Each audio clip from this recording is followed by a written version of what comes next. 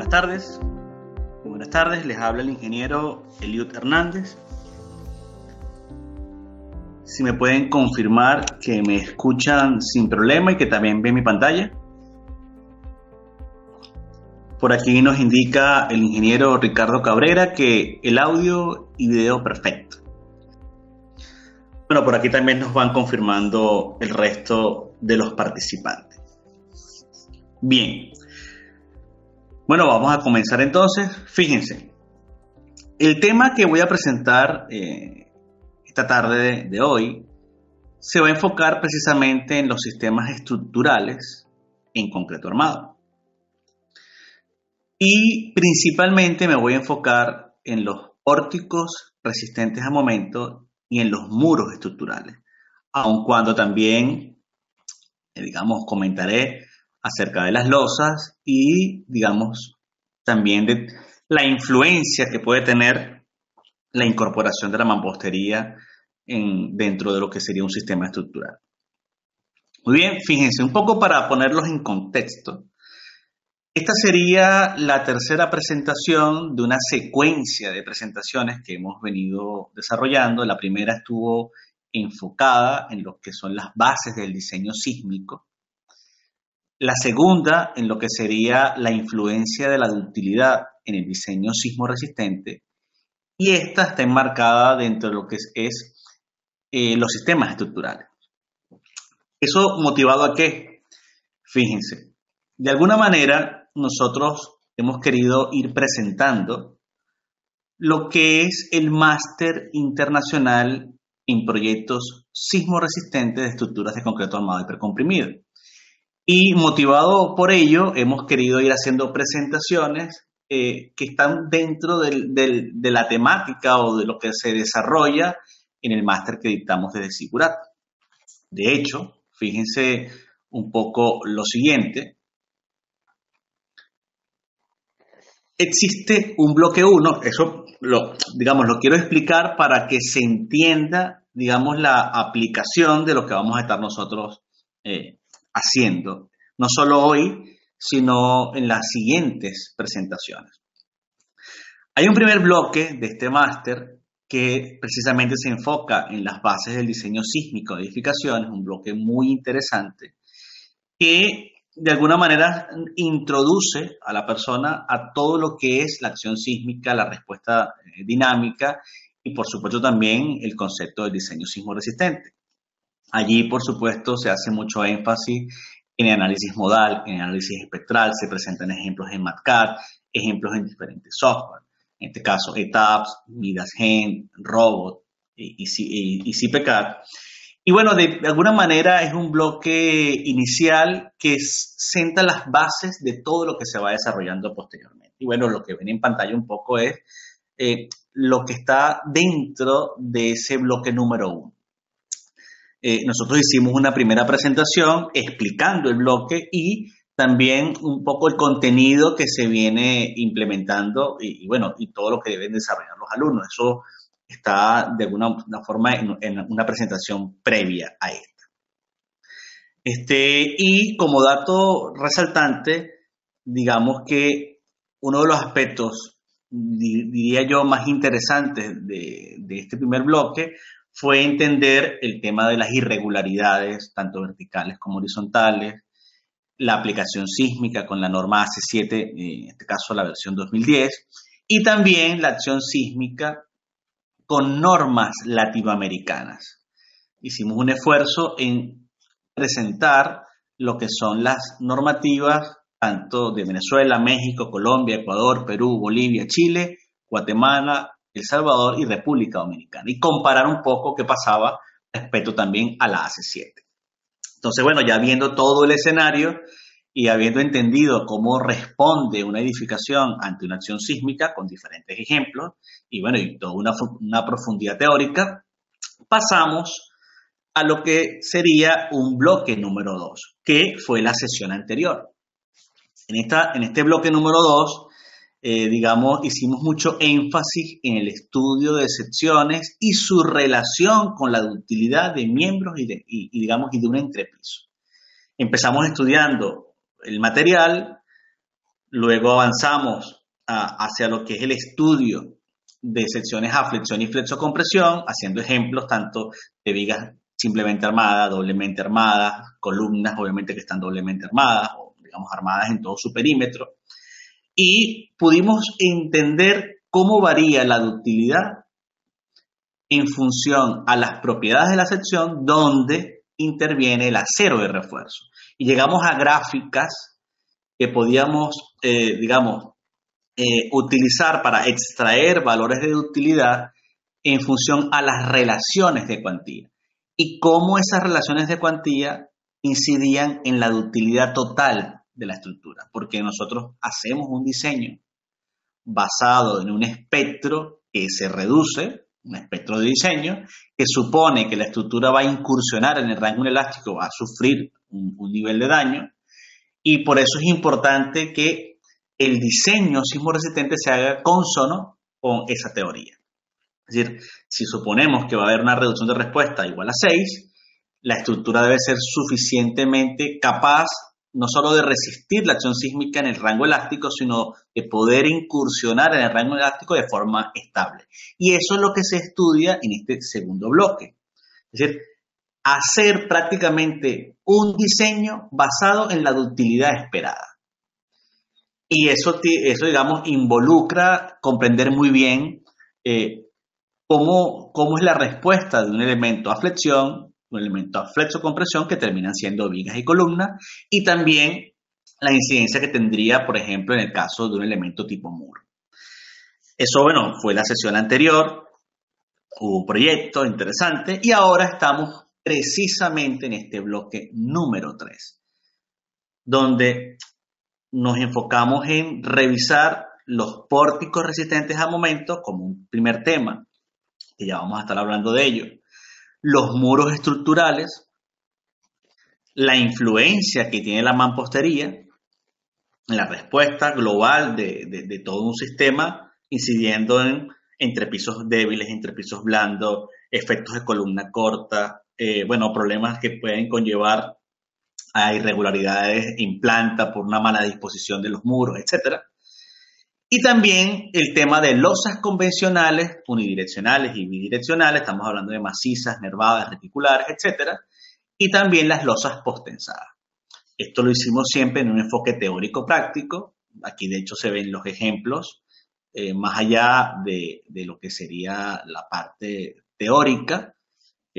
Ya después les mostraré un poco parte de lo que son estos contenidos, aunque yo tengo una presentación resumida para destacar los puntos más notables de lo que sería el diseño de estos sistemas.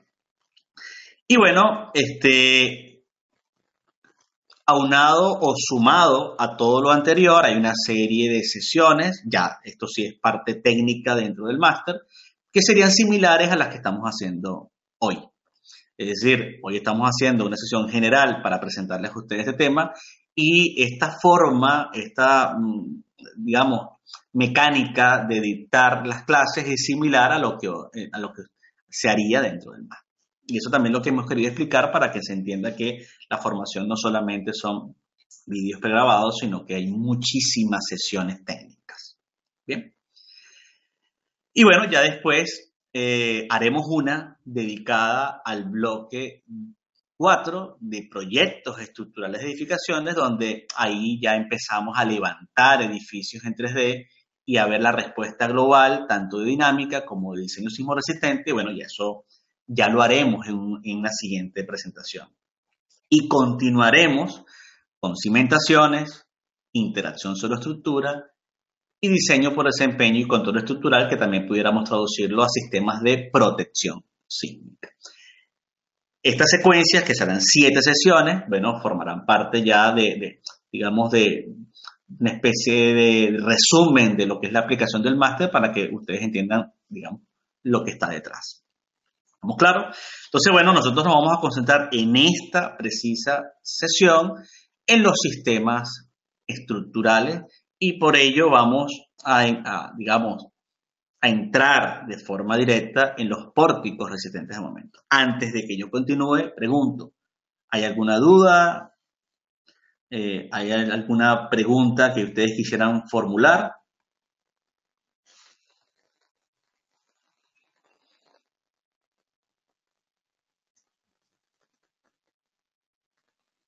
Por aquí me comenta el ingeniero Einer Biafara que parece que no logra escuchar. No sé si el resto escucha sin problema.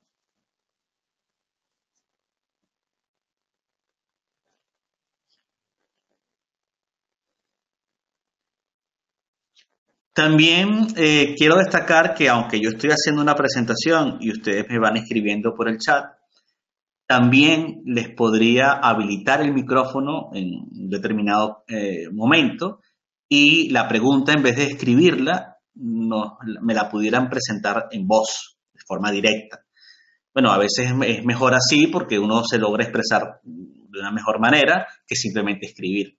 Eso me lo pueden indicar por el chat o pueden levantar la mano en el panel de webinar que tienen ustedes a su derecha en el ordenador. Y bueno, si me indican que quieren hacer algún comentario, perfectamente yo les habilito el micrófono. Bien.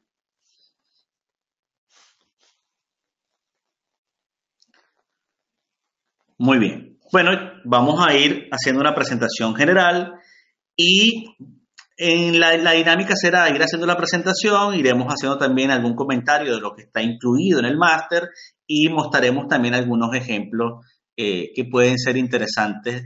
Voy a utilizar en este caso herramientas como el ETABS y el CPK. Bien.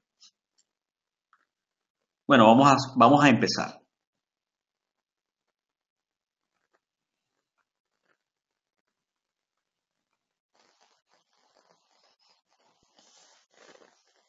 Bien. Bueno, el tema que nos lleva, digamos, esta tarde de hoy, esta tarde-noche de hoy, precisamente es o digamos, se enfoca en los sistemas estructurales de concreto armado, obviamente con un enfoque sismo resistente. Repito, para quienes no me conocen, soy el ingeniero Luis Hernández, director del Máster Internacional en Proyectos Sismo Resistentes de Estructuras de Concreto Armado Hipercomprimido, máster al que he estado haciendo mención, también director de INESATEC y profesor de la Universidad Politécnica de Cataluña. Entonces, vamos a ir describiendo ciertos tópicos y nos iremos moviendo, digamos, entre la teoría y la práctica. Aspectos generales. Bueno, un pórtico resistente a momento es aquel en el cual la resistencia a carga lateral es suministrada principalmente por sus elementos de viga y columna, es lo que estamos acostumbrados. Ahora bien, ¿qué sucede con estos sistemas? Son sistemas que a nivel de arquitectura son muy cómodos porque no interfieren mucho en la arquitectura. Ejemplo, no es igual a tener un elemento de muro o si estuviésemos hablando de estructuras metálicas típicas de repente con sistemas de arrastramiento, sino que bueno, es un sistema clásico que tiene sus ventajas y también sus desventajas.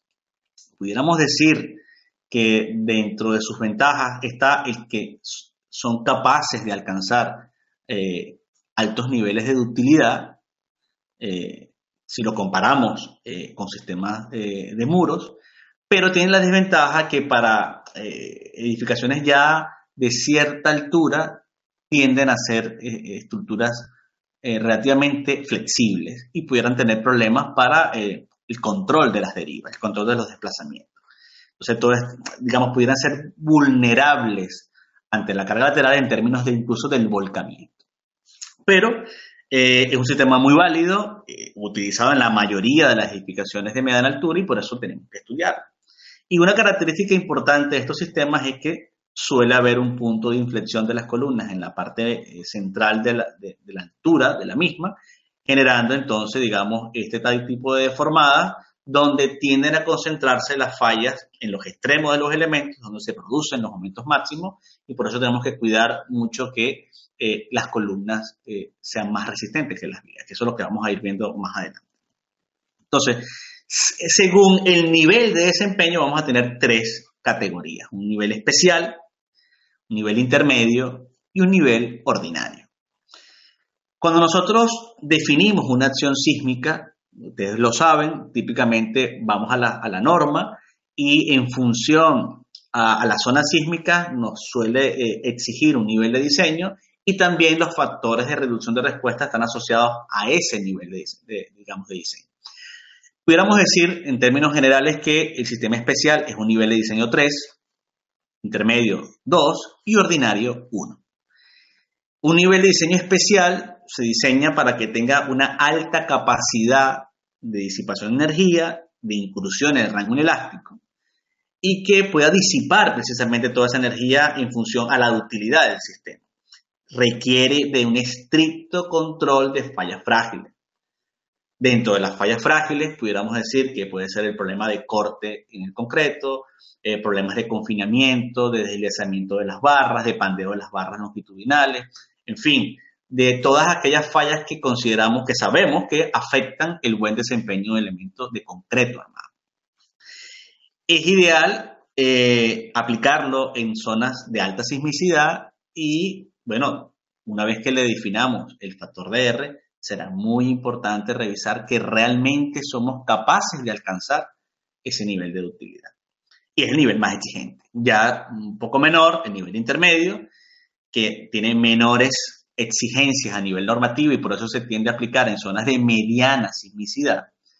Y ya más abajo, un sistema ordinario donde prácticamente se diseña sin ningún criterio de utilidad y debería utilizarse para estructuras donde el sismo es muy leve o prácticamente inexistente. Eso es más o menos, digamos, el enfoque que debemos tener en esta clasificación. Bien. Vamos continuando. Bueno, aquí tenemos un poco esta clasificación. Sí me interesaría saber si esto lo tienen claro, si hay alguna duda, todo está bien, se entendió esta filosofía general de diseño y su relación respecto a las normas, a las distintas normas. Por aquí nos dicen que sí, muy bien. Bueno, dentro de estos tres sistemas vamos a comentar principalmente sobre el sistema especial. Y precisamente por ello es que ahora vamos al sistema especial. Ahora vemos aquí en la parte superior pórticos especiales resistentes a momento. Entonces, dentro de esa clasificación que nos vamos a concentrar en esta presentación, el primer tópico sería la demanda de acero de refuerzo por flexión en vigas. Es un tópico relevante porque una de las exigencias más importantes que tiene la norma es que establezcamos un mínimo de momento para el diseño ante momentos positivos. Es decir, si vemos la imagen de la parte izquierda, vemos que el momento nominal positivo debería ser al menos mayor o igual a la mitad del momento negativo que ocurre en la cara. ¿Qué pasa cuando nosotros imponemos que se tenga un mínimo de momento positivo en función al momento negativo? Lo que estamos imponiendo allí es que exista un acero en compresión que al menos sea prácticamente un 50% del acero a tracción. Y de acuerdo a la sesión anterior, pudimos estudiar, pudimos revisar que la influencia de ese acero en compresión, más que resistencia, era brindarle a la estructura, al elemento, ductilidad. Es decir, sabemos que en la medida que ayudemos al concreto, la sección será más dúctil. Sabemos que siempre en cualquier sección hay que hacer un equilibrio de fuerzas de tracción y compresión. Si yo la tracción del acero la tengo que compensar con el bloque de concreto, si a ese bloque de concreto le añado acero que va a estar en compresión, ayuda a minimizar esa profundidad del eje neutro y con ello lograr una mayor ductilidad. Es por eso que está este ítem en la norma, no por resistencia, sino por ductilidad. Entonces, un criterio bastante básico es que cuando nosotros establecemos un acero de refuerzo, los aceros que están en la parte izquierda y derecha, es decir, en los extremos de la viga, sean al menos la mitad del acero superior. Y eso es algo que vamos viendo en un software, pudiéramos decir como LETABS. Fíjense, vamos a ir viendo aspectos y lo abro para que podamos revisarlo respecto a un software. Si nosotros vamos a un programa como LETABS, que ahora lo mostramos, ya ustedes lo verán. Fíjense, esto es un modelo de 8 niveles que tiene un sistema dual, tiene un sistema de muros y de pórticos, ya tiene un análisis, yo puedo de alguna manera ver los modos de vibración de esta estructura.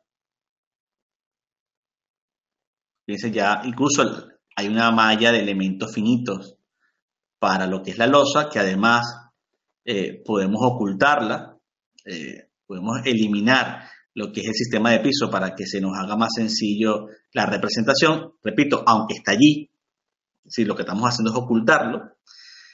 Bueno, fíjense, hay un primer modo, hay un segundo modo, así está todo el análisis, está el espectro, está todo aplicado, está todo configurado.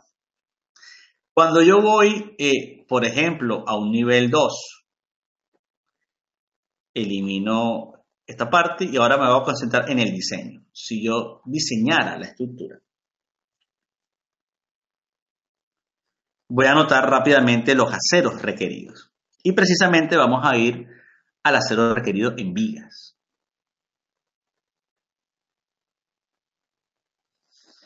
Bien, cuando me acerco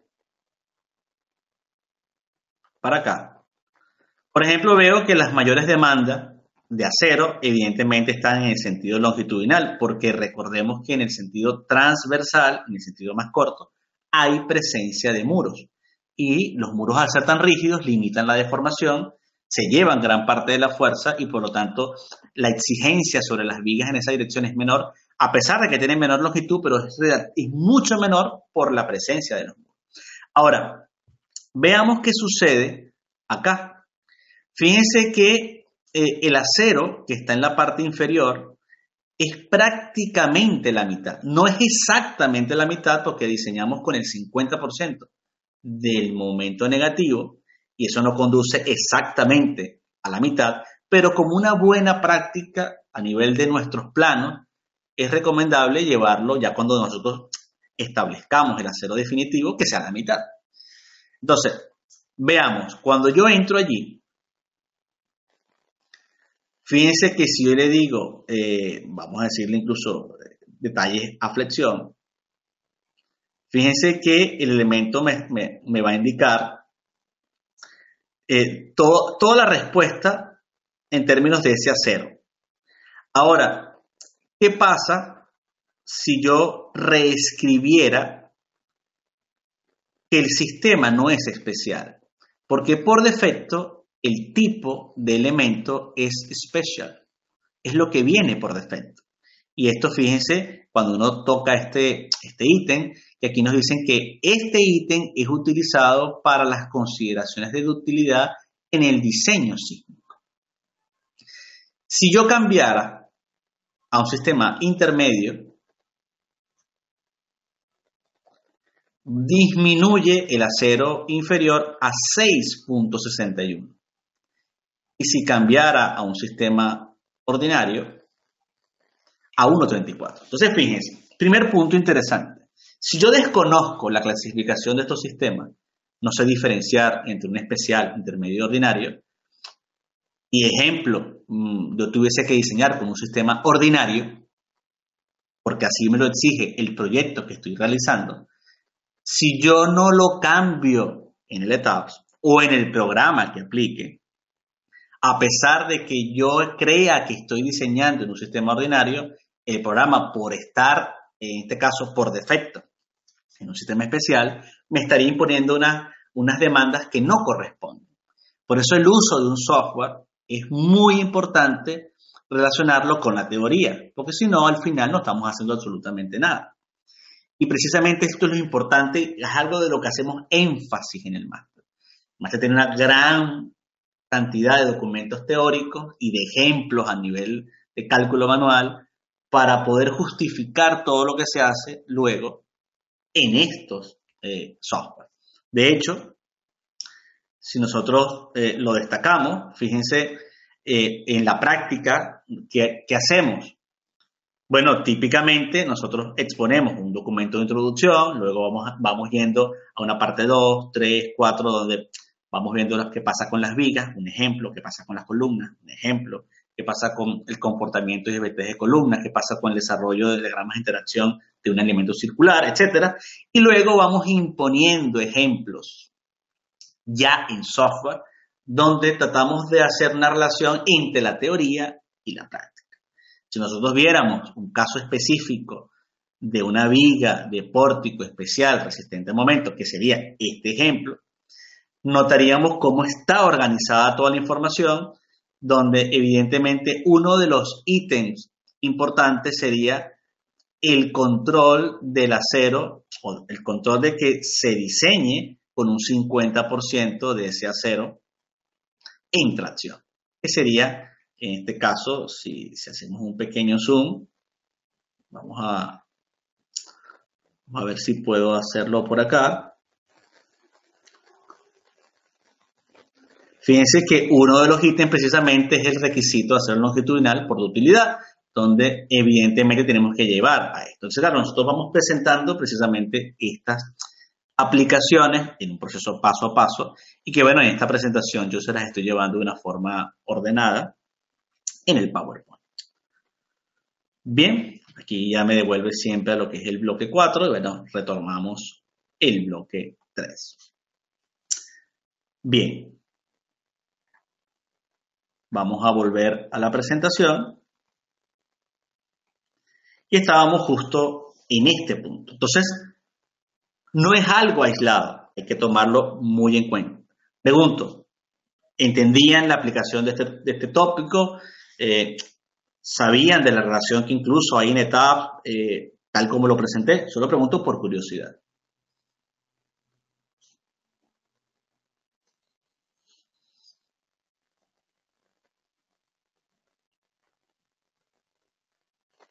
Nos dicen por aquí que sí, bueno, los que ya me van respondiendo. Andrés Adolfo Ardila Poveda nos dice, en ETAPS puedo tener el dibujo de los despieces. Realmente no, hay un esquema muy sencillo, algo esquemático. Más bien para obtener los despieces tendríamos que utilizar un software como el CPCAD, que ahora también se los puedo mostrar. Bien. Entonces, bueno, vamos a continuar en esta presentación que bueno, tiene todavía tópicos bastante relevantes. Tal como lo mencionaba, ese refuerzo en compresión es el que nos proporciona de utilidad. Sabemos que tenemos que hacer un equilibrio de la sección. Ahí tenemos unos valores límites para la deformación última del concreto, la deformación cedente del acero. Y bueno, cuando estudiamos a profundidad las secciones, controlando ese acero en compresión respecto al acero en tracción, nos damos cuenta de la gran influencia de la ductilidad.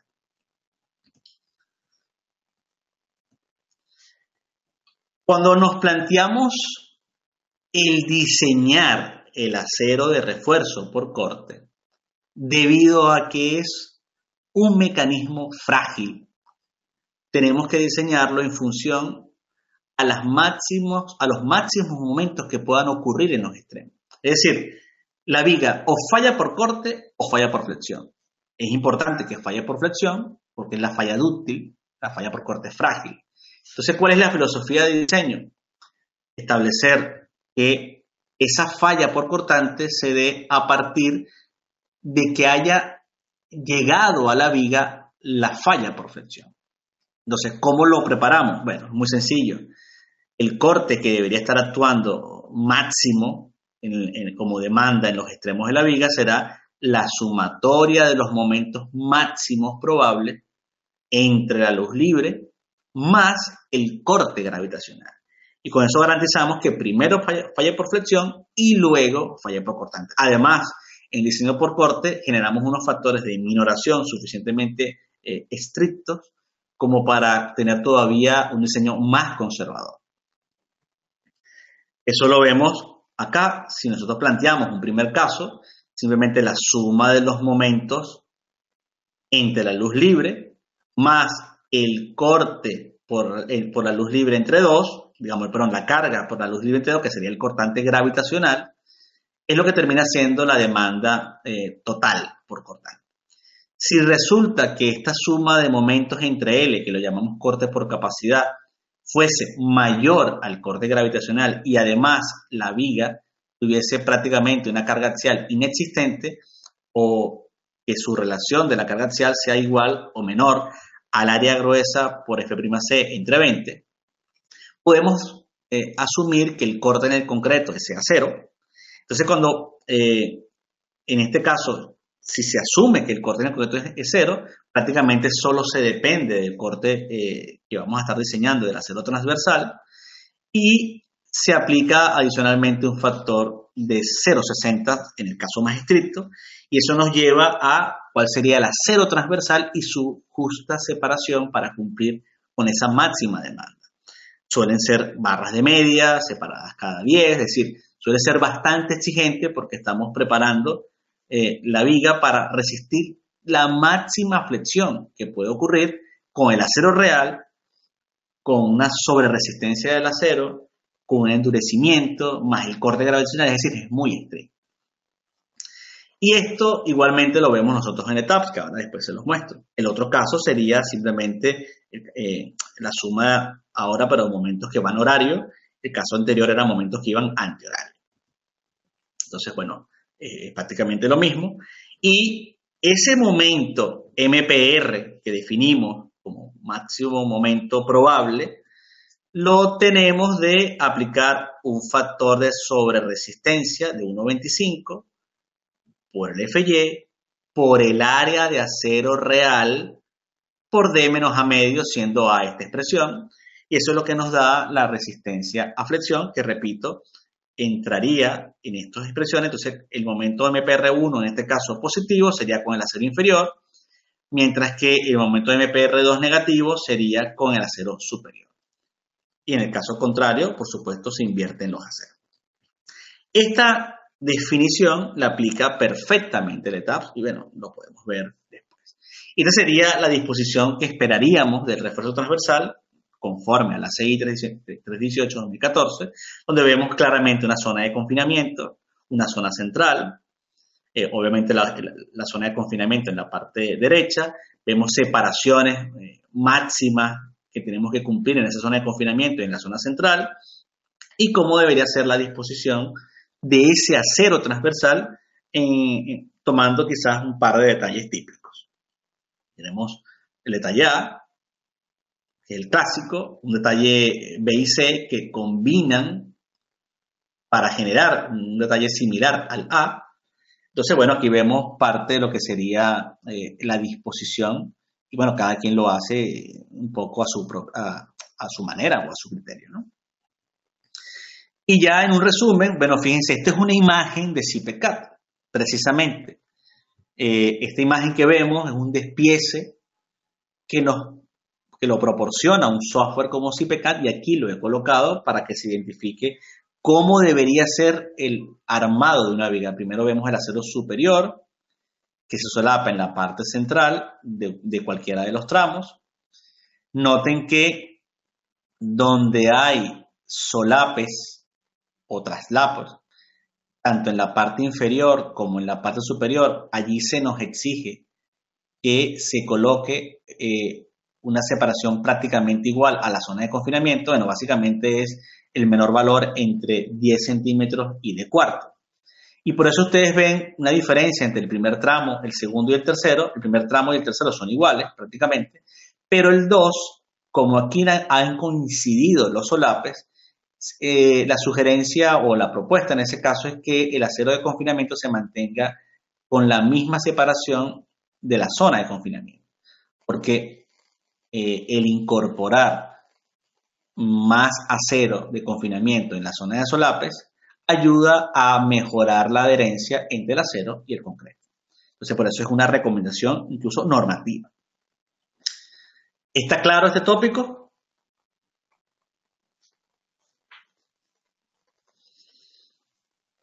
Nos dice por aquí Andrés Adolfo Ardila, resulta muy conservador asumir que el concreto no absorbe cortante. No es tan conservador, porque eso tiene una razón de ser. Cuando nosotros, digamos, diseñamos una edificación, sabemos que en la misma se van a producir ciclos cuando venga una acción sísmica. ¿Qué pasa? Imaginemos una viga, digamos, que forma parte de un sistema resistente a sismo y que el edificio se está moviendo evidentemente de izquierda a derecha. Hay una inversión de momentos en el extremo de la viga, debido a esa deformación cuando va de izquierda a derecha o de derecha a izquierda. Y lo que vamos viendo es que se va generando una grieta, tanto desde la parte superior como desde la parte inferior de la sección, muy pegada a la columna. Esa grieta va encontrándose dependiendo de lo que dure el sismo y, por supuesto, de la degradación de la viga. Y suele pasar que prácticamente en una sección crítica pudiéramos decir que se ha perdido el concreto o está tan agrietado que ya no aporta resistencia, dependiendo solamente del acero de refuerzo. Y por eso es que estamos siendo muy estrictos, porque ante la posibilidad de que se pierda una sección crítica muy pegada a la columna y no preparemos la viga para que todo el acero de refuerzo sea el que resista, estaríamos incurriendo en un diseño que puede quedarse relativamente corto en términos de ductilidad. ¿Está claro? Para el ingeniero Andrés Adolfo Ardila.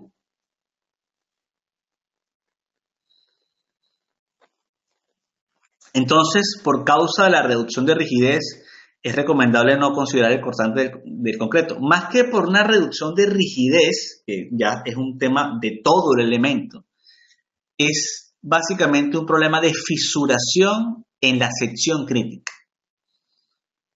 Es un problema de fisuración por un producto de toda una serie de ciclos que hacen que la grieta prácticamente se desarrolle en toda la sección, aun cuando el resto del elemento puede tener una inercia gruesa. Entonces, claro, no hay en este momento una calibración de cuánto puede incidir eso en la reducción de rigidez total.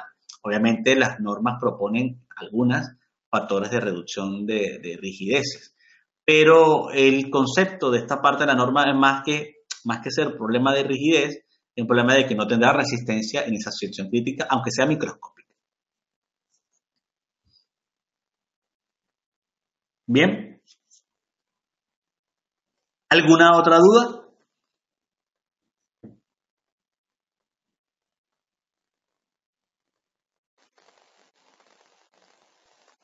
Pareciera que no. Perfecto.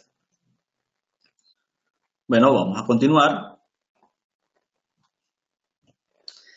Llegamos a un tópico que es la resistencia mínima a flexión de columna. Esto tiene que ver con el criterio columna fuerte, viga débil. Es evidente que en un sistema estructural de pórtico debe fallar primero la viga que la columna. Además, la falla en la viga tiene que ser dúctil, está claro. Pero debe haber un criterio adecuado de columna fuerte, viga débil. ¿Qué nos indica la norma? Que la sumatoria de momentos nominales de las vigas que concurren al nodo, multiplicados por 6/5, es decir, por 1/20, sea menor a la sumatoria de momentos nominales en columna. Cuando hablamos de un momento nominal, estamos hablando de un momento que no tiene factor de minoración y no tiene sobreresistencia, pero está calculado con el acero real. Es decir, si volvemos atrás, es prácticamente esta expresión para el caso de la viga, pero donde el valor de alfa es igual a 1. Si el valor de alfa vale 1,25, es momento probable. Si el valor de alfa vale 1, es momento nominal.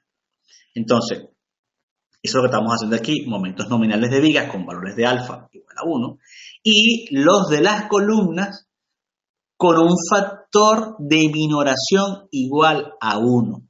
Ustedes saben que cuando hacemos el diagrama de interacción de la columna, aplicamos factores de minoración en función si el tipo de falla es controlada por compresión, controlada por tracción o en transición, pero para este caso específico de la resistencia mínima a flexión de columna se pide un diagrama nominal, es decir, un diagrama no reducido. Entonces, si esa sumatoria da mayor a 1,20 veces la de la viga, cumple. Si no, evidentemente hay que modificar, digamos, el diseño, bien sea que la viga tenga menor capacidad o que la columna sea más resistente. Típicamente habrá que aumentar la dimensión de la columna y, bueno, ajustar los valores de refuerzo. Esta es una verificación que hace el ETABS, que hacen muchos programas, también el MIDAGEN, el Robot, y también lo hace, por supuesto, el CIPECAD de una forma muy explícita. Pero bueno, es importante entender, obviamente, esta aplicación. Pudiéramos ver hasta un análisis de pushover, si se quiere, para comprender cómo afecta este caso para, digamos, minimizar o mejorar alguna respuesta de una estructura cuando no se cumplen estas condiciones. Cuando pasamos ahora al tema de nudos o de nodos, bueno, sabemos que hay una serie de fuerzas y momentos que van a estar ocurriendo, digamos, allí. O sea, hay una serie de fuerzas que van a concurrir en estos nodos. De la viga que está en la derecha hay un momento y un cortante, de la viga a la izquierda igualmente hay un momento y un cortante, y de las columnas hay un momento, cortante y fuerza axial. ¿Por qué hacemos esto? Porque en el caso del nodo se va a producir una diagonal muy crítica, porque va a haber una deformación por cortante, digamos, muy severa. Lo notamos acá. Esta tracción T1 sumada a la compresión T2 produce toda una fuerza que va hacia la derecha, mientras que en la parte inferior del nodo, toda una fuerza que va hacia la izquierda. ¿Qué compensa de alguna manera esta acción de fuerza cortante que provoca la viga? El corte de equilibrio que produce la columna. Pero ese corte que intenta equilibrar estas fuerzas en un rango inelástico donde hay fallas importantes en las vigas, no logra compensar. Entonces, ¿cuál va a ser básicamente la demanda? La demanda que ocurre en el nodo.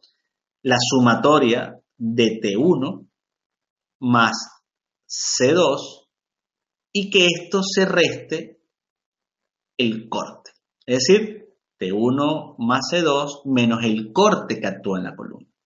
Si nosotros planteamos eso, tendríamos la demanda que llega a lo que sea el nodo, que lo llamamos B sub J, y eso lo compararíamos contra su resistencia. Y aquí vemos parte de la demanda. B sub J sería C2 más T1 menos el corte que actúa en la columna. Lo podemos ver tanto sumado como T1C2 o como C1 más T2, es prácticamente lo mismo. Y lo vemos en un sentido antihorario y lo vemos en un sentido horario. Esto, si ahora queremos compararlo contra la resistencia, uno de los criterios importantes para definir la resistencia es saber si el nodo está debidamente confinado. Si las vigas cubren al menos el 75% del ancho de la columna, consideramos que ese lado está confinado. Entonces, si hay confinamiento en las cuatro caras, porque las cuatro vigas cubren ese ancho, tenemos una resistencia. Si los nodos son confinados en tres caras o en dos caras opuestas, tendríamos una resistencia un poco menor. Y si no están confinados, tenemos una resistencia aún menor de 3.2 raíz de F'C A sub J. Fíjense que A sub J es el área efectiva del nodo. ¿Cómo medimos esa área efectiva del nodo? Bueno, pudiéramos decir que por defecto pudiera ser el área de la columna, pero cuando la viga es relativamente pequeña respecto a la columna, tenemos el mínimo valor de lo siguiente. Es siempre el ancho de la columna por una profundidad que tenemos que definir. Si sería, vamos a definirlo acá. Siempre es la profundidad, pero el ancho es el que tenemos que definir cuál es el efectivo. Ejemplo, el menor valor entre el ancho menor de la viga más la profundidad del nodo. Ese es un caso. Supongamos que el ancho menor de la viga es 30. Vamos a suponer que la columna mide 1 metro por 50. Entonces, y la viga mide 30. Entonces sería 30 más 50 sería 80 centímetros. Y 80 centímetros no logra cubrir el ancho de 1 metro de la columna. Entonces tenemos que utilizar 80 centímetros. Otro caso sería el menor ancho de la viga más 2 veces la menor distancia perpendicular al eje de la viga desde el borde de la misma al borde de la columna sin exceder el ancho de la columna. Eso que parece un trabalengua, sería básicamente B más 2 veces X. Y este X es esta distancia. Entonces, si yo tomo el ancho de la viga más 2 veces X, y esa distancia, digamos, es efectiva y es digamos, la más crítica, debo considerar ese ancho en comparación al que había calculado anteriormente. Entonces, esto pasa básicamente cuando las vigas son muy poco anchas en comparación a la columna. No podemos pensar que una viga que mida 30 centímetros y que llegue a una columna de 1 metro, el ancho de 1 metro va a ser completamente efectivo para el nodo. Hay un área de incidencia, en este caso, si nos vamos por el primer criterio, repito, sería el ancho de la viga, ejemplo 30, más la profundidad 50, daría 80. Entonces el área A sub J del nodo sería la profundidad por 80 centímetros y no por 1 metro. Entonces, estos tópicos también están incluidos en los software y tenemos nosotros que, digamos, manejarlo. Y cabe destacar, aquí no estaba, que cuando vamos a comparar B sub J contra la resistencia del nodo, aquí hemos puesto básicamente la resistencia nominal, pero esto debería estar acompañado de un factor de reducción de 0,85. O sea, en resumen sería 0,85 de la resistencia del nodo, denominada como B sub C, en comparación a la demanda B sub J. Si esto no cumple, hay que aumentar la dimensión de la columna. Básicamente hay que aumentarlo. Y bueno, todas estas verificaciones nosotros las podemos ir de alguna forma revisando en el mismo programa ETAPS, que lo podemos ver allí y que podemos rápidamente revisar que esas son las condiciones. Fíjense, la primera, vamos a esperar que ustedes lo vean, la primera era el diseño por corte. Es decir, yo puedo pedirle al programa lo que sería el diseño por cortante. El diseño por corte. Ese diseño por corte me da un valor, en este caso es .2044. Esos son centímetros cuadrados por centímetro de separación. Si yo entro allí, y bueno, y busco el caso más crítico, que no es este,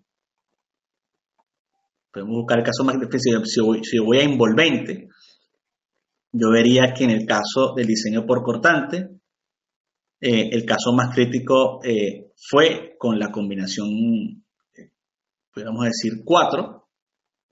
Entonces, estas cosas tenemos que siempre estarlas manejando adecuadamente. Entonces, claro, yo puedo ir a esas condiciones, fíjense acá, 2044, e ir revisando lo que sucedió allí. Si le digo simplemente shear, entonces vería la capacidad, en este caso B sub P, que es el corte por capacidad, vería también el corte gravitacional y vería entonces en este caso el acero requerido en centímetros cuadrados por centímetro. Digamos que esa es la condición. Si yo busco otra condición, como la combinación 3, que era donde se había detenido inicialmente, fíjense aquí, si quisiera saber qué pasa con esa combinación 3, bueno, igualmente entro al detalle por corte, vería el corte por capacidad y el corte gravitacional. Entonces, bueno, en función a toda esta respuesta, nosotros podemos ir revisando todo lo que sucede.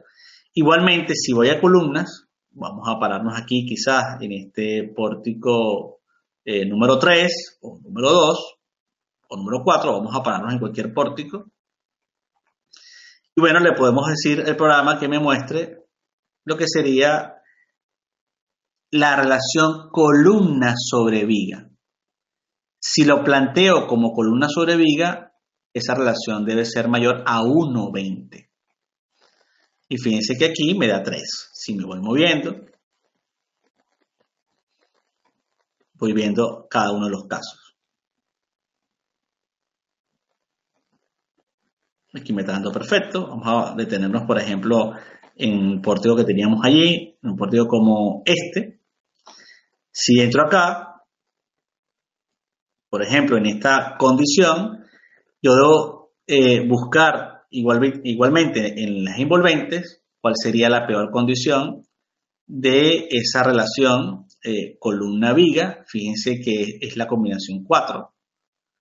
Entonces, bueno, perfectamente voy a la combinación 4. Esto debo hacerlo en la parte superior de la columna. Le digo bin column details y me aparece toda la información.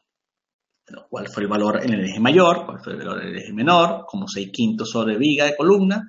Me aparecen las 4 vigas que llegan, el F'C, el Fy, el ancho, la altura, las áreas de acero. En este caso está tomando las áreas de acero de cálculo, pero nosotros deberíamos reescribirles el acero real, que es uno de los tópicos que se van a llevar de aquí como digamos, punto a revisar con mucho detalle, que es que todas las verificaciones que hace el software son basadas en el acero de cálculo, pero podemos reescribir el acero real en cada una de esas secciones, y para saber el acero real tuvimos que haber hecho un despiece que no nos los da el software. ¿Cuántas veces se hace esto en una oficina de proyectos? Realmente muy poca, porque no hay tiempo para sentarse a ver cuáles son los aceros en fase de diseño, sino cuando ya se tienen los planos. Entonces hay que tomarlo muy en cuenta, porque de cambiar en ciertos nodos el acero real respecto al de cálculo, eso pudiera incidir gravemente sobre el comportamiento. Y lo otro sería, en este caso, pedirle el programa, vamos a pedirlo por acá, igualmente lo que sería el corte en la junta. Fíjense que el corte en la junta suele ser incluso hasta más crítico. Vemos acá valores de 0.64, 0.72. Si entramos, por ejemplo, aquí, igualmente vamos a envolvente, nos dice el corte en la junta, el joint shear, la combinación más crítica fue la 3. Y bueno, iríamos a esa combinación 3, que debe estar en el tope de la columna, joint shear, y aparece la información. Fíjense que aparece lo siguiente: tensión para el momento positivo, tensión para el momento negativo.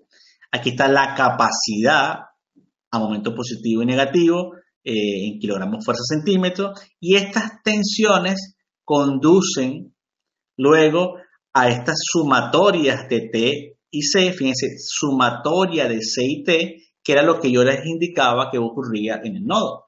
Había que sumar la tracción de una viga, la compresión de otra, y si nosotros hacemos esta sumatoria de C más T y buscamos la más crítica, fíjense, muy sencillo, la más crítica en este caso es para el sentido horario.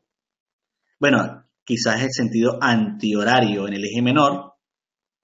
Fíjense aquí, nosotros buscamos C más T en el sentido horario y antihorario, tendríamos esto, en el eje mayor.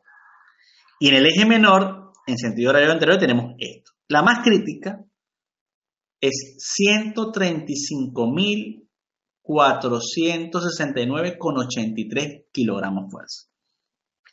Si nosotros a este valor de 135.469 le restamos el corte que actúa en el tope, en el eje menor antihorario, fíjense, 135.469 antihorario, le restamos el corte que actúa en la columna, también en sentido, digamos, conforme al sentido antihorario, restemos 135 menos 19. Bueno, si le restamos 20, esto daría alrededor de 105, 106, un poco más, 106 toneladas, 106.000.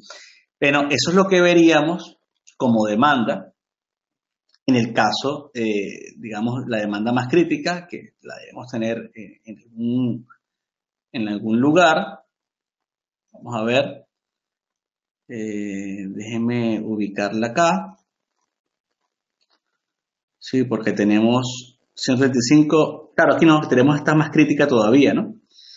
No la había visto, es 151.000. Restemos 151.000 de 21.000 y nos va a dar 130. Sí, me había fijado en la inferior, pero resulta que la superior es más crítica todavía, en el sentido horario.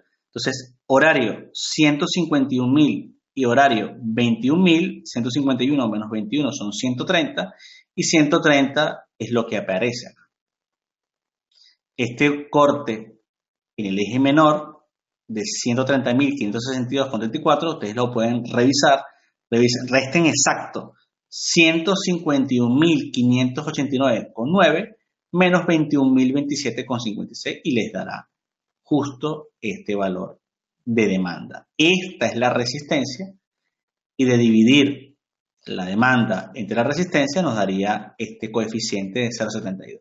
Y esto que se ha hecho en el eje menor también se hace en el eje mayor. Este 81.000 para el eje mayor sería obviamente buscar el eje mayor, que pudiera ser más crítico este o este. En este caso da 95. De 95 le restamos 13, nos va a dar estos 81.347,95. Esta forma de leer los datos del ETABS y de otro software viene de entender cómo es el diseño de los nodos. Y por eso, bueno, me he tomado unos minutos para explicárselo para que le saquen el mayor provecho al uso del software. Bien. ¿Se comprende? Lo que estamos viendo solo aplica para estructuras DES, es decir, de diseño especial, correcto.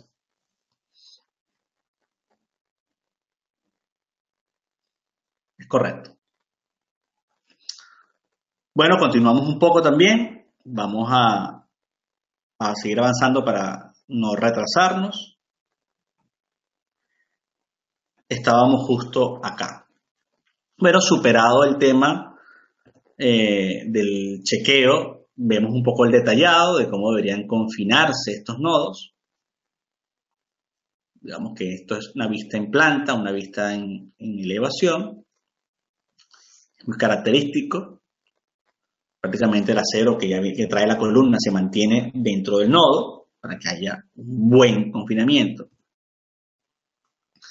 Y luego llegamos al acero de refuerzo por corte en columna. El criterio es similar al de las vigas.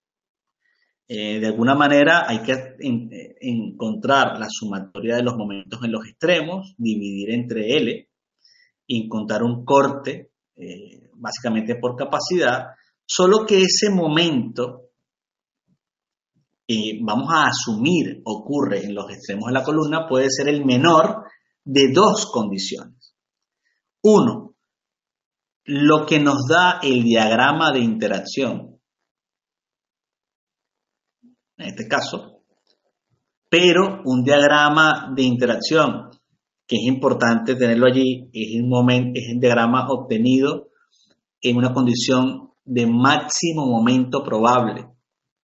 Cuando hablamos de máximo momento probable, estaría ese momento de la columna utilizando un factor de sobreresistencia del acero de 1,25.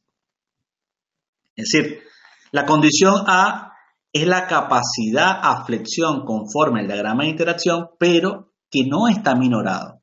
Es el diagrama de interacción que tiene un phi igual a 1 y además tiene un factor de sobreresistencia del acero de 1,25. Entonces estamos hablando de un máximo momento probable de la columna. Hay que entrar con la carga axial de la combinación o de cada combinación, cortar la curva, obtener el momento. Obviamente va a ser más crítico el mayor momento que encontremos de todas las familias de cargas axiales. Eso lo hacemos para la parte superior y la parte inferior y sería la condición A. Muy estricta, porque estaríamos diseñando el corte basado en el máximo momento probable que resistiría la columna. Pero, como nosotros establecemos un criterio columna fuerte, viga débil, prácticamente ese momento máximo probable en los extremos de la columna nunca se va a dar, porque la falla se ha concentrado primero en las vigas. Entonces, un criterio que es muy aplicable es el segundo. Los momentos máximos probables que pueden transferir las vigas a las columnas a través de los nodos, tomando en cuenta su incursión inelástica en función a su acero real longitudinal. Es decir, este momento MPR positivo, superior e inferior sería el momento de equilibrio que proviene de que en las vigas se haya alcanzado el máximo momento probable. Si echamos para atrás, pudiéramos decir lo siguiente: de este criterio, bueno, creo que estamos un poco más adelante. Supongamos que este fuera el caso de la resistencia mínima, pero vamos a hacer el chequeo de la columna. Aquí cambiamos MNB por momento probable de la viga. Aquí también cambiamos por momento probable de la viga. Y si tenemos los momentos probables de las vigas, la suma de esos momentos probables de las vigas tiene que ser la suma de los momentos que estarían ocurriendo en la columna, porque tendría que haber equilibrio en ese momento. Entonces, un criterio muy simple es asumir que esa sumatoria de momentos en las vigas se divide entre 2. A la columna inferior le toca la mitad, a la columna superior le toca la mitad. Si quisiéramos refinarlo mucho, pudiéramos hacer una distribución en función a las rigideces de las columnas. Entonces, la sumatoria de estos momentos probables en viga entre 2 es lo que le correspondería a cada columna, y eso lo hacemos en la parte superior, en la parte inferior, sumamos esos momentos, dividimos entre L y ese sería el corte. Esta es esta condición, a diferencia de la condición anterior, que es entrar a un diagrama de momentos máximos probables o diagrama de interacción, digamos, en condición de momentos máximos probables con un phi igual a 1 y una sobreresistencia de 1,25 en el acero. Bueno, esto es lo que nosotros desarrollamos a través de hojas de cálculo muy extensas, que hacemos los diagramas de interacción, etcétera. Se los muestro un poco para que se vea cómo es un poco la aplicación de ese tópico. Vamos a ver acá, si nosotros revisamos lo que es el ejemplo de columna y nodo de pórtico especial resistente a momento, veríamos precisamente, voy a echar un poco para atrás, veríamos dentro de tantas cosas cómo son esas aplicaciones. Fíjense, uno va a construir el diagrama de interacción en función a todos los datos. O sea, es necesario construir el diagrama de interacción aplicándole todos los factores. O sea, este es el diagrama de interacción nominal, este es el diagrama de interacción minorado, pero cuando vamos a hacer la revisión de la demanda por corte, tenemos un mecanismo 1, que es desarrollo de rótulas plásticas a presión de columna. Fíjense, MPR, el phi vale 1, alfa es 1,25, este es el diagrama, digamos, en condición de momentos máximos probables. Y un caso 2 sería el desarrollo de rótulas plásticas a presión de viga, donde los momentos que provienen de las vigas se transfieren al nodo, hacemos la sumatoria de los momentos, dividimos entre los puntos de inflexión, que son momentos cero, y por eso tenemos una longitud efectiva donde se forma el cortante, y esa sería, digamos, la segunda condición que nos impone el diseño de el corte en la columna. Esa sería más o menos la condición, y por supuesto lo que proviene después es hacer un diseño por cortante. Está claro que luego lo que viene es básicamente un diseño por cortante, donde hay una serie de condiciones normativas, tanto por confinamiento como por demanda. Yo tendré que encontrar esa fuerza cortante y preparar una serie de ramas para resistir. Típicamente aquí sí se involucra el concreto, la resistencia del concreto, para, digamos, la resistencia total. Hay ciertas condiciones que aplican allí, hay que referirse en este caso a la norma. Se puede omitir la contribución del concreto si se producen ciertas condiciones, pero en el caso general se toma en cuenta y además se involucra la fuerza axial. Es decir, la resistencia al corte de la columna está en función de sus propiedades y de la fuerza axial que estaría llegando. Y eso es lo que nosotros plasmamos en las hojas de cálculo.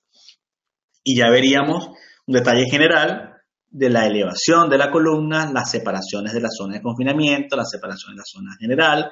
Si hubiese empalme en la zona central, igual que en la viga, hay que colocar una separación prácticamente igual a la zona de confinamiento, y vemos un detalle bastante típico de cómo sería ese acero transversal en la columna. El acero que engloba toda la sección y luego puede haber una serie de ganchos o ligaduras cerradas, es como yo prefiero trabajar. Bien, ¿se entiende este tópico? Porque ya iríamos a lo que sería los muros.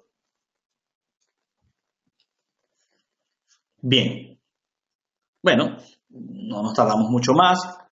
¿Qué les ha parecido también un poco el enfoque de lo que tenemos nosotros a nivel de la propuesta en el máster? Un poco esta metodología de tratar de llevar al alumno a un enfoque teórico práctico, que vea la teoría, vea los ejemplos, después lo pueda implementar, que haya ejemplos en MATCAD que validen este procedimiento. Hemos tratado de ser un poco innovadores en esto, a pesar de que es una formación online, tratar de llevarla a algo muy cercano, de que no sea simplemente algo distante, sino que se mantenga una relación muy estrecha con todos los alumnos.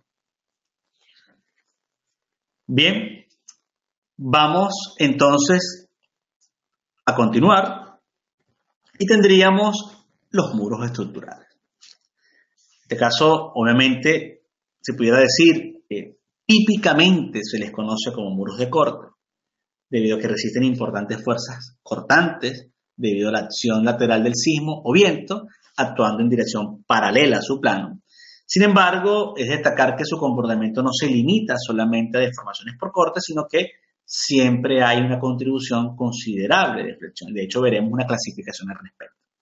Se encuentran presentes en la mayoría de los proyectos de edificaciones sismoresistentes de mediana y gran altura, generando un sistema dual, como el que tenemos presente en el modelo de TAPS, combinando su participación con los pórticos resistentes a momento, donde en conjunto ofrecen un balance adecuado de rigidez y resistencia. Aquí vemos en la parte izquierda lo que sería un muro en cantilever y veríamos un muro con vigas de acople. Bueno, esto es muy sencillo. Cuando la altura entre la longitud del muro supera una relación de 2, estamos en presencia de un muro de comportamiento a flexión, que tiende a generar elementos de borde en los extremos porque el momento en la base produce grandes fuerzas de equilibrios de compresión y tracción, y eso nos lleva a tener que colocar allí un acero especial. Un modo de falla pudiera ser una falla flexión, netamente, una falla por cortante, o sea que no tenga suficiente resistencia por corte, como un elemento en cantilever, que no tuviera aquí la resistencia adecuada, una falla por deslizamiento y flexión, y una falla netamente por deslizamiento. Si la relación H entre L es menor o igual a 2, ya estamos en presencia de un comportamiento básicamente por corte, donde hay una deformación muy característica y se genera lo que llamamos el efecto tipo reja. Esto viene a ser a que tendríamos que incorporar un acero horizontal y vertical prácticamente de igual cantidad y dimensión.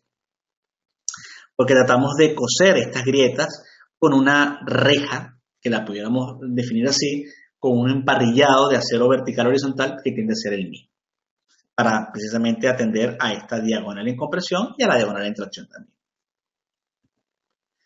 Vemos en la izquierda un diagrama de histéresis de falla por corte, un diagrama que va degradando, va perdiendo resistencia, se ve claramente este diagrama de histéresis, a diferencia de un muro a flexión con miembros de borde, que más bien va ganando capacidad y vemos que el área bajo la curva, al final el área disipada, presenta una buena respuesta. Y por eso es que buscamos principalmente que haya un comportamiento de flexión a diferencia de un comportamiento por corte. El refuerzo, ya la norma nos indica, debe haber una cuantía mínima de 0.0025, este sería el RO. El desplazamiento del acero de refuerzo dispuesto en ambas direcciones del muro no debe exceder de 45 centímetros. En un muro deben emplearse cuando menos 2 capas de refuerzo cuando se cumplan alguna de las siguientes relaciones. El refuerzo que contribuye a la resistencia cortante, B sub n, debe ser continuo y distribuido en el plano cortante, es decir, debe poder anclarse incluso. Y la longitud de desarrollo del acero de refuerzo en empalmes deben ser conforme a lo establecido para barras en tracción.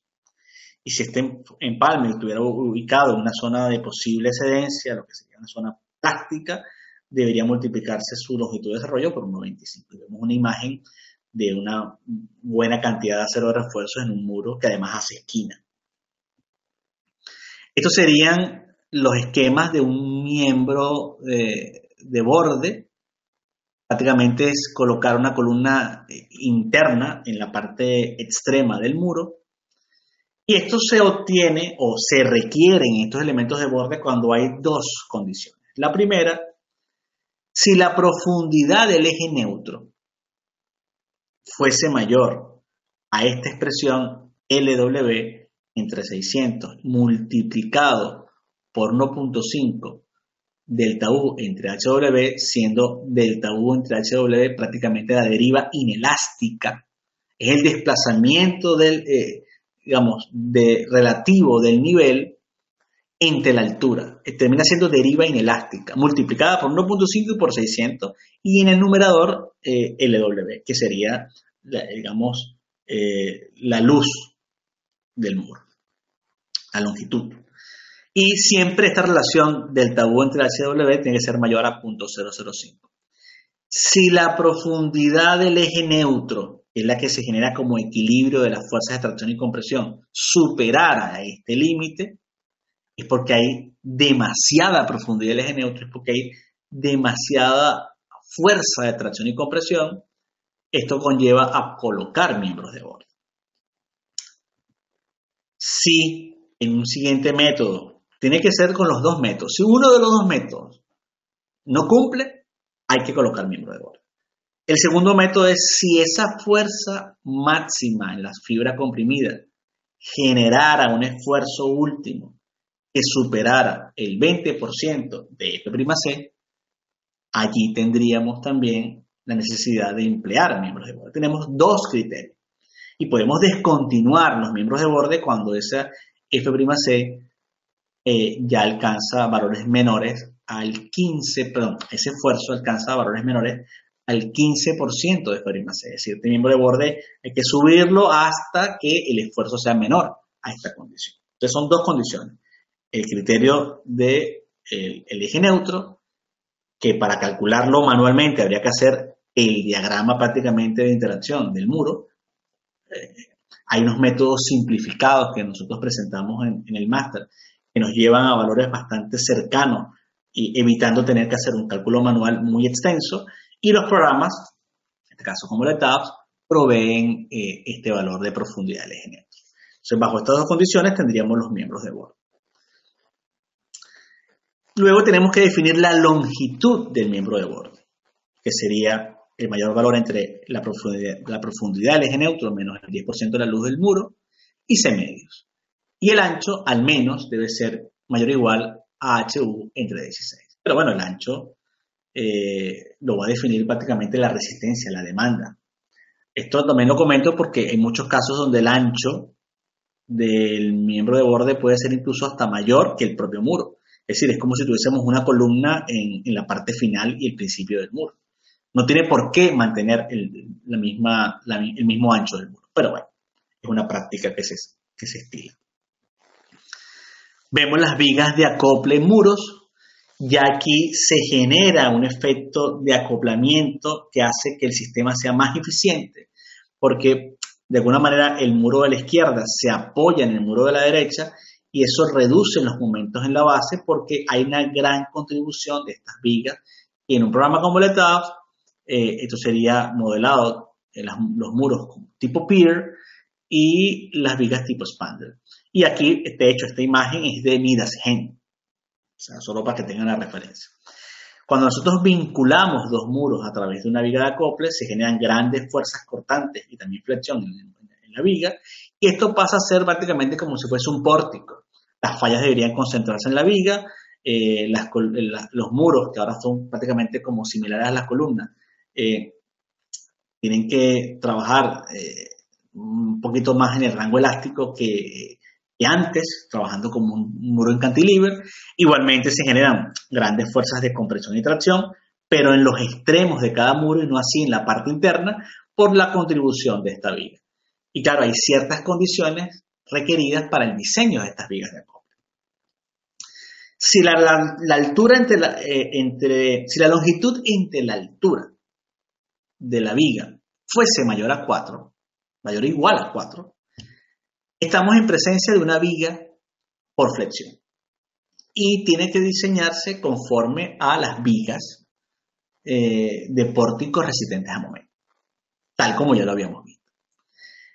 Si la luz entre la altura es menor a 2, esta relación de aspecto sería quizás la más crítica. Y hay que hacer mucho énfasis en su diseño por la gran cantidad o la gran fuerza cortante que se va a producir.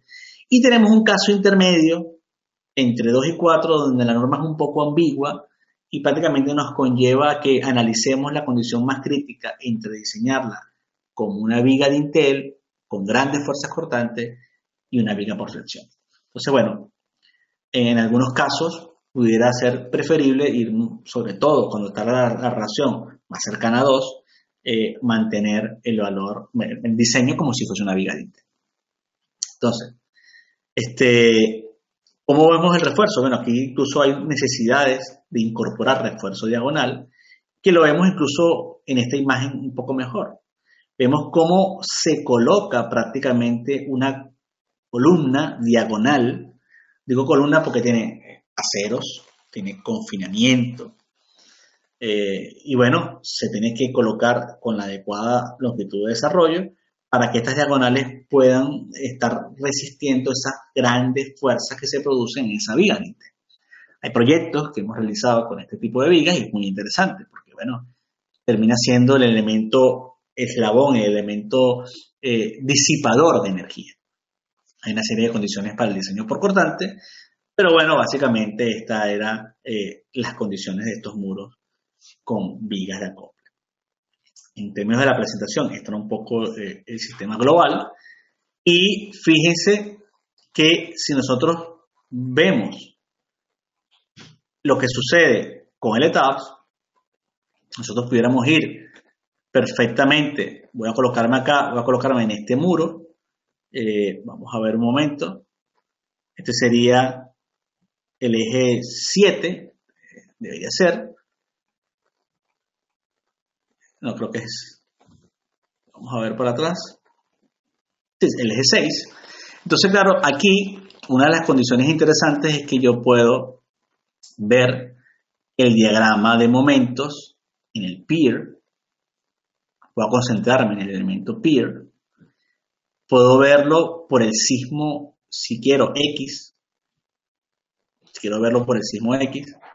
Y fíjense, la condición del pier en el ETABS me permite, vamos a colocar esto en unidades un poco razonables, vamos a colocarlo en toneladas fuerza, bueno, en centímetros, pero toneladas fuerza. Y veo cómo se produce un diagrama de momento casi trabajando como un cantilever. Digo casi trabajando porque justo a partir del piso entre el 5 y el 6 es que se genera el punto de inflexión que pasa de positivos a negativos. Vemos la gran rigidez que tiene el muro que hace que en los primeros 5 niveles nunca cambie de punto de inflexión. Y eso genera unos grandes momentos.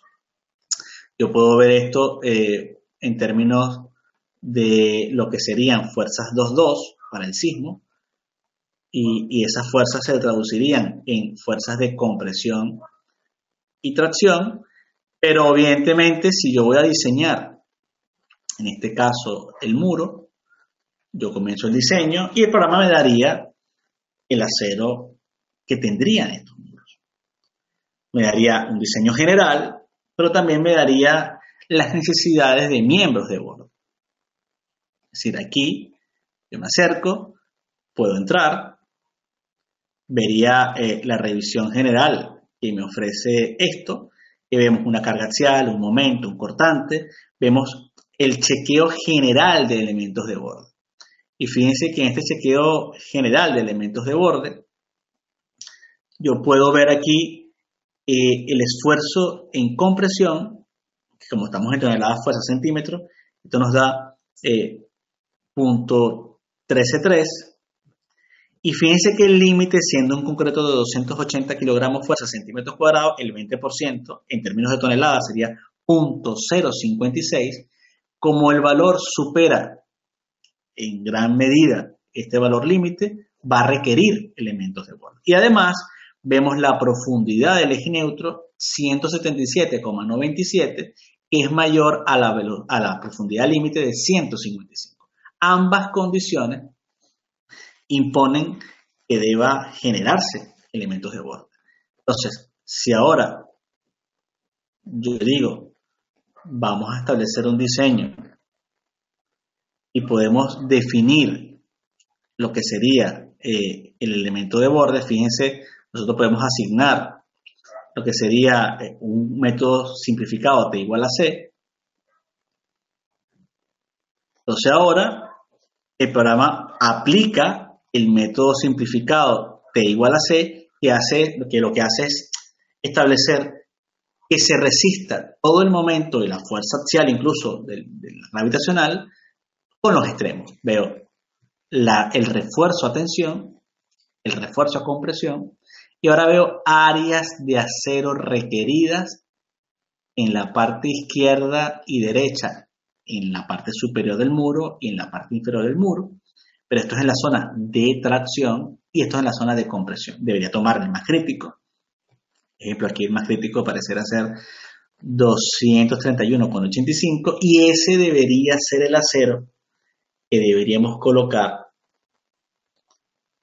en los extremos y prácticamente tanto en el extremo izquierdo como en el extremo derecho. Estas son las condiciones que nos impone esto y además yo pudiera incluso venir acá y definir una sección pier general. Fíjense, voy a tocar, podemos definir acá, si queremos podemos tocarla de todas maneras, pero básicamente es que podemos venir a asignar una sección general o una sección uniforme o definir, repito, un pier. Si agregamos un pier del nivel, por ejemplo, vamos a decir, un pier 2 o una sección, vamos a ir al Section Designer, fíjense cómo me genera el acero que se trae del diseño, con el cual yo puedo ver incluso su diagrama de interacción. O sea que toda la información del software la tengo, pero no puedo perder de vista que para interpretar adecuadamente estos resultados, yo debo estar muy claro en el diseño, completamente claro. Y bueno, esto en cierta forma es el resultado de lo que sería un modelo, que además podemos volverle a activar los ISOs, veríamos todo. Y bueno, evidentemente, dentro de todo lo que es la propuesta, además de los pórticos, los muros, tenemos documentación sobre influencia de la mampostería, las losas convencionales y las losas postensadas. Si simplemente quisiéramos un poco revisar qué sucede con losas bidireccionales, bueno, simplemente aquí hay un documento, digamos, bastante completo, que va a referirse a los criterios de diseño y aspectos normativos, a cómo se debería diseñar una losa nervada armada en dos direcciones, losas macizas armadas en dos direcciones, y vamos viendo entonces, desde un punto de vista general, la clasificación, las metodologías, los modelos simplificados, comparativas respecto, obviamente, al software. Y bueno, esto es parte de lo que nosotros hacemos. Y bueno, se lo quería un poco explicar para que se entendiera a fondo cómo es la metodología y cómo pensamos también que esto debería aprenderse en un proceso de menos a más. Bien, bueno, volvemos acá.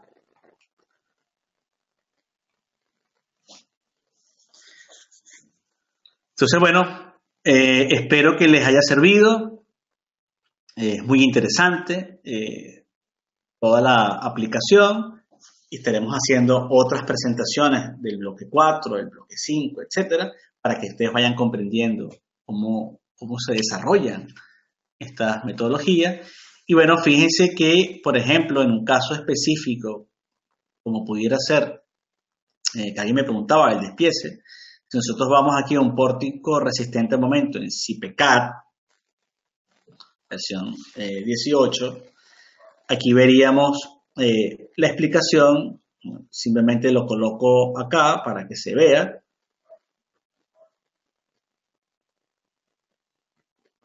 Aquí estaría, digamos, parte de la explicación, evidentemente, de cómo llevar todos los despieces. Este es un ejemplo que se presentó, evidentemente, en el máster, y cómo de una condición muy sencilla, donde el programa en una condición ordinaria nos lleva a un acero que pueda estar incluso solapado en los nodos, que esto está contraindicado para condiciones sismoresistentes. Bueno, fíjense que esto es el sistema ordinario, sistema intermedio, que además describe las diferencias de las cuantías. Cuando llegamos a un sistema especial, ya aquí sí vamos viendo, en este caso particular, cómo se generan los despieces y las verificaciones conforme a esos casos. Que estaría, digamos, explicado en función también a la relación de los documentos, cómo relacionar la teoría con la práctica. Bueno, esto hay que tomarse un tiempo, pero tampoco se desarrolla en un minuto, hay que detener, hay que ver los ejemplos, hay que estar muy insistentes en la revisión. Si lo vemos al principio, estaríamos viendo tanto del principio lo que serían las vigas y columnas, y bueno, y al final también. O sea que he querido mostrarles a ustedes un poco cómo es la metodología de lo que hacemos, y fíjense que ya al final lo que ocurre son, en este caso particular, se explica cómo tener los planos de todo el diseño para que, si tuviese que entregar un proyecto, cómo sería la entrega. Esto era un simple ejemplo, que bueno, tiene una buena cantidad de vídeos para poder explicar un pórtico, pero asimismo lo estamos explicando de edificaciones ya completas. Bien, bueno, esta es la forma que nosotros hemos concebido que debería dictarse un máster en proyectos sismoresistentes, estructuras de concreto armado y precomprimido, y bueno, es lo que les ofrecemos a ustedes. No me extiendo más, les agradezco precisamente su atención, que se hayan tomado el tiempo para entrar y por tener un poco esta discusión. Y bueno, estén muy atentos porque vamos a seguir haciendo otras presentaciones de los bloques que continúan del máster. Además está decir que quienes estén interesados en participar en la siguiente edición, que creo que está para el mes de junio,